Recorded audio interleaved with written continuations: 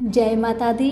मेरे सभी प्यारे दोस्तों, मैं लक्ष्मी शर्मा बड़ों को चरण स्पर्श, छोटों को प्यार और बराबर वालों को दिल से नमस्कार करती हूँ। ओम गणेशाय नमः। आज मैं आप सभी को गणेश जी की कथा सुनाने जा रही हूँ। किसी भी पूजा व्रत या कथा के दौरान गणेश जी की कथा सुनना आवश्यक होता है। विघ्नहर्ता गणेश अपने भक्तों की कठिनाई को दूर करते हैं और उन्हें मनोवांछित फल प्रदान करते हैं। विघ्नहर्ता गणेश जी को बुद्धि, विवेक और धन का स्वामी कहा जाता है। हिंदू मान्यताओं के अनुसार गणेश जी की पूजा करने से सुख शांति बनी रहती है और जीवन के सभी दुख दर्द दूर होने के साथ शुभता का वास होता है। भगवान गणेश अपने भक्तों की जिंदगी में आई हुई विपदा को हमेशा के लिए दूर करते हैं और लंबे समय से रुके हुए शुभ कार्य को संपन्न करते हैं। किसी भी पूजा में सबसे पहले गणेश जी की आरती की जाती है और बिना गणेश जी की कथा कहे कोई भी पूजा अधूरी मानी जाती है। आज हम आपके लिए गणेश जी की कथा लेकर आए हैं जो हर एक पूजा में सुना जाता है। पौराणिक कथाओं के अनुसार एक गांव में एक विधवा अपनी बहू के साथ रहती थी। उसकी बहू मंद बुद्धि वाली थी जो अपनी भूख बर्दाश्त नहीं कर पाती थी और हमेशा खाने के लिए उतारू रहती थी। वह सबसे पहले उठकर खाना खाती थी, फिर घर के बाकी काम किया करती थी। एक दिन विधवा ने अपने घर में पूजा करवाने का सोचा, लेकिन वह थोड़ी परेशान थी क्योंकि उसकी बहू अगली सुबह उठते ही खाने के लिए दौड़ेगी और पूजा के लिए बनाए गए पकवान को जूठा कर देगी। अपनी बहू को पूजा के लिए बनाए गए पकवान से दूर रखने के लिए विधवा ने एक तरीका निकाला। पूजा वाले दिन उसने एक मटका लिया और उसके नीचे एक छेद कर दिया और अपनी बहू से बोली कि आज तो पूजा है, इसलिए खाना खाने से पहले पानी भर के ले आओ। बहू भी चालाक निकली। उसने देख लिया था कि विधवा ने मटके के नीचे छेद कर दिया है, इसलिए वह अपनी साड़ी में आटा बांधकर पनघट पर चली गई। वहां उसने आटा निकाला और कुएं के पानी के मदद से बाटियां बनाने लग गई। कुएं के पास ही एक शमशान था जहां चीता जलाई जा रही थी।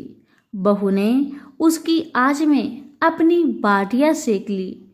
उसकी बाटियां सूखी थी तो वह पास में ही गणेश भगवान का एक मंदिर था। बहू वहां पर चली गई जहां गणेश जी को किसी ने चोला चढ़ाया हुआ था। उसने देखा कि गणेश जी की तोंद पर घी लगा हुआ है। उसने उस घी को अपनी बाटी पर लगा लिया और उसका भोग गणेश जी को लगाकर वह बाटी खा ली और बहू घर वापस चली आई। बहू की इस हरकत पर गणेश जी को बहुत गुस्सा आया और उन्होंने गुस्से में अपने नाक पर उंगली चढ़ा लिया। जब गांव वाले ने देखा कि गणेश जी ने अपने नाक के ऊपर उंगली चढ़ा लिया है तो उन्हें मनाने के लिए बहुत जद्दोजहद किया गया, लेकिन गणेश जी ने अपनी उंगली वापस नहीं उतारी। जब यह बात राजा को पता चली तो राजा ने बड़े बड़े पंडितों और ज्योतिषियों को बुलवाया और हवन करवाया, लेकिन गणेश जी फिर भी नहीं माने। सब बहुत चिंतित थे। राजा ने पूरे गांव में यह ऐलान करवा दिया कि जो भी इंसान गणेश जी की नाक पर से उंगली हटाने में सफल होगा उसे इनाम के तौर पर 5 गांव दिया जाएगा। गांव के सभी लोग गणेश जी को मनाने आए, लेकिन गणेश जी किसी से भी न माने और अपनी उंगली नाक पर चढ़ाए रखे। अंत में विधवा की बहू बोली कि अगर सब उसे आज्ञा दे तो वह गणेश जी की उंगली हटा सकती है। उसकी बात सुनकर उसकी विधवा सासू माँ हंसने लगी और बोली कि जब बड़े बड़े विद्वान कुछ नहीं कर पाए तो वह कैसे गणेश जी को मना पाएगी। तब किसी ने बोला कि जब सब लोगों को मौका मिला तो उसे भी एक मौका मिलना चाहिए। फिर सभी लोग बहू को एक मौका देने के लिए मान गए, लेकिन बहू ने एक शर्त रखी। उसने कहा कि उसके घर से लेकर मंदिर तक पर्दा बांध दी जाए। सब लोगों ने सोचा कि इतना तो हो ही चुका है तो पर्दा बांधने में क्या जाता है। बहू के कहे अनुसार उसके घर से लेकर मंदिर तक पर्दा लगाया गया। बहू ने अपना दिमाग लगाया और वह अपने साड़ी की आंचल में मोगली छिपाकर मंदिर चली गई। अब बहू ने मंदिर में जाकर गणेश जी से बोला कि मैंने आपके तोंद से जरा सा घी क्या ले लिया, आपने अपने नाक पर उंगली चढ़ा ली।